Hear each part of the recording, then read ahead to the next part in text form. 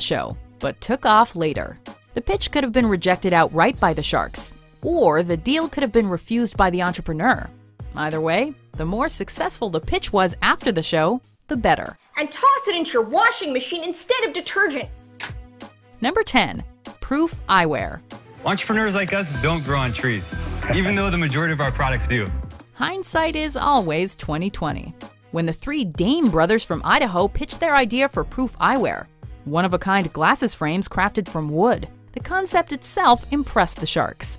Though the brothers presented some impressive numbers for a fairly new company, only Sharks Robert and Kevin offered deals, both of which the brothers refused.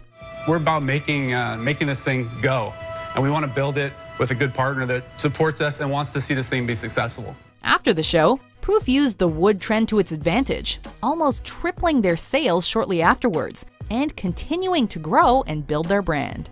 After all, what's more appealing than being eco-friendly and stylish? Number 9. Cell Helmet. Basically the way it works is when you purchase... I hate your business model so much, I have to punish you. I just don't know how. It's a profitable venture. Even billionaires drop their phones sometimes.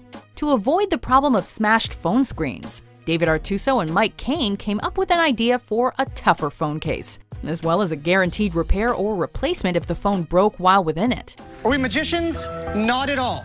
We just happen to be the only company on Earth who's bundling our protective accessories with a safety net of accidental damage coverage. Unfortunately, the Sharks weren't biting, predicting that bigger companies with larger budgets would pounce on the idea as soon as Cell Helmet became big. It didn't take long for the investors to scatter. But upon arriving home, the two founders immediately discovered that their inbox was filled with offers from other investors. These days, Cell Helmet can be purchased at over 3,000 wireless stores across the United States. It's time for you to get on the boat, and it's with heavy heart that I set it afire and float it out of the tank. Thank you guys. Appreciate your time. Number 8. Coffee meets bagel. Sharks, I know what you're thinking. It's another dating site. These sisters said it themselves. It's yet another dating site.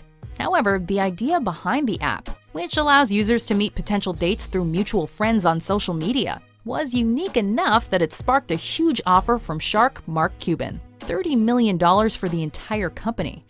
Let me ask you a question. If I offered you $30 million for the company, would you take it?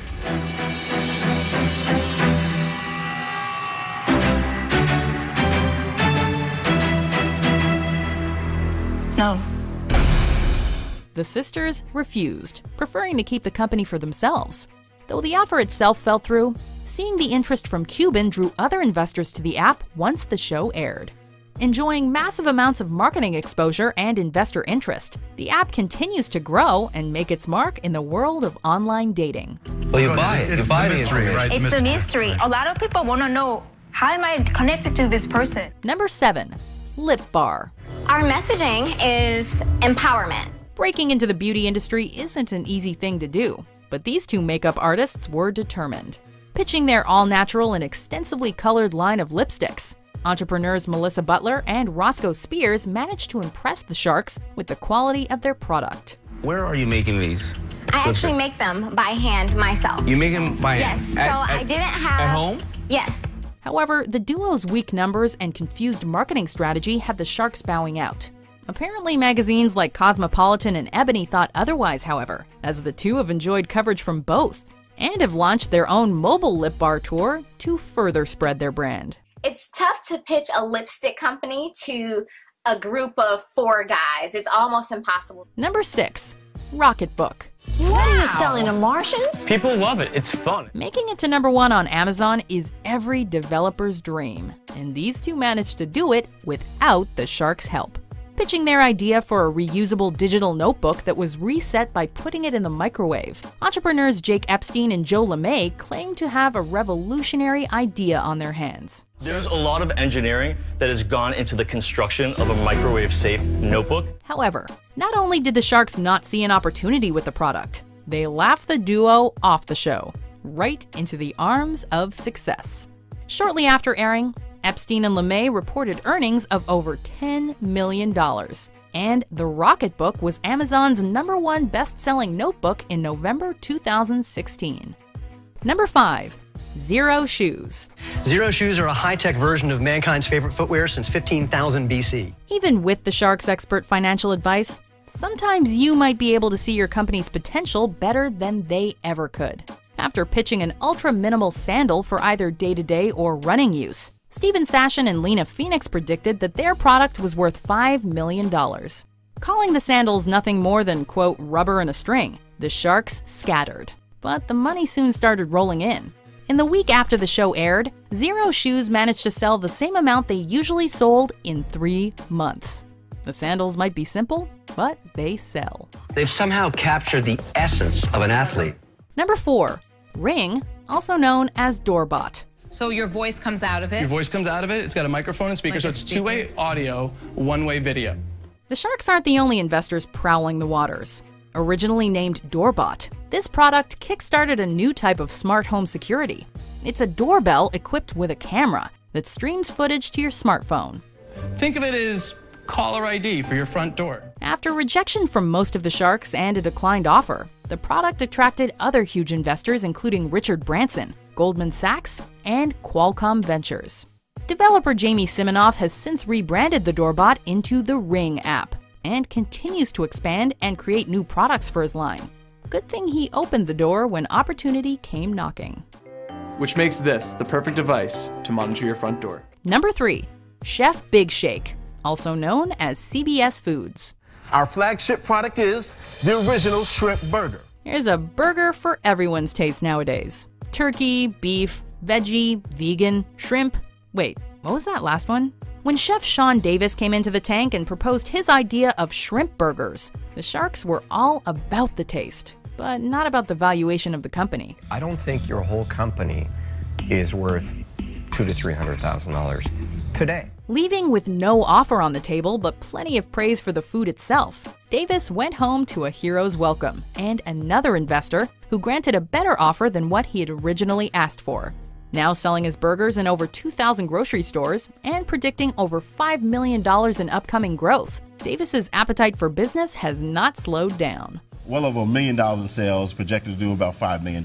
Get out! Yes. That is amazing. Awesome, 30 grand to a brother. Awesome feeling. Seriously? Awesome feeling. Yes, ma'am. Number 2, Copa di Vino. Toast to all of you. Whoops. Here's an entrepreneur so confident in his product that he not only managed to get onto the show twice, he also refused offers both times. Pitching his wine by the glass concept, James Martin butted heads with the Sharks during his 2 separate appearances on the show. I'm here today to give you that elusive second bite of the apple. Experiencing a flood of sales and exposure after both his first and second appearances, Martin grew the company to the point where he was making over $25 million in revenue. Kevin O'Leary has called Martin, quote, the one that got away. And we can imagine that nowadays, wine might taste a little less sweet to Mr. Wonderful. When I last saw you, I said, you are a dead man walking and you were dead to me. Now, are you a ghost or are you real? Before we unveil our number 1 pick, here are some honorable mentions. This is a cross between a slaw, so cabbage, and a salsa, so there are some heat undertones. What are your sales?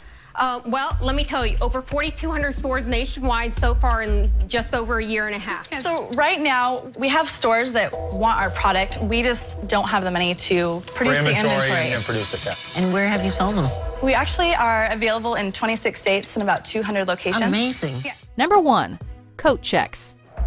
It is time to turn an inconvenience into an opportunity. In the words of founder Derek Paquet, this business turned, quote, an inconvenience into an opportunity. Pitching his high-tech coat-checking system to the Sharks with 0 sales under his belt was a risky move, and resulted in the recent business school graduate walking away after rejections and a declined offer. There's companies out there that are valuing this at over $1.5 million. But they're not writing a check. They're not giving you any money. Give him the answer, yes or no. However, since appearing on the show, Coat Checks has been hired by prestigious events like New York Fashion Week, the Super Bowl, and Life in Color. This inconvenience sure was an opportunity, and one that this company was quick to seize.